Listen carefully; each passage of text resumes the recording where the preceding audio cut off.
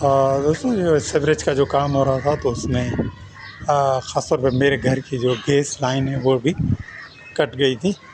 तो 2 दिन से ये लोग भी उसको मेन लाइन से जो गैस की जा रही है उसको तलाश कर रहे हैं। तो अभी मिल गई है तो उसको शायद वेल्ड करेंगे ये लोग। तो ये इनकी इमरजेंसी की गाड़ी है। ये वेल्डिंग का जो सारा प्रोसेस है वो भी है।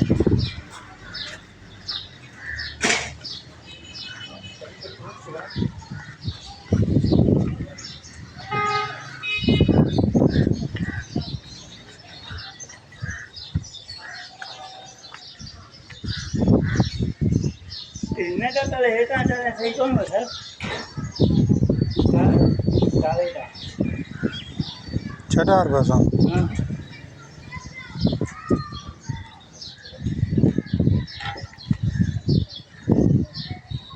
ये जको सही लगोगा ढूंढा दे तो नहीं का चमड़े से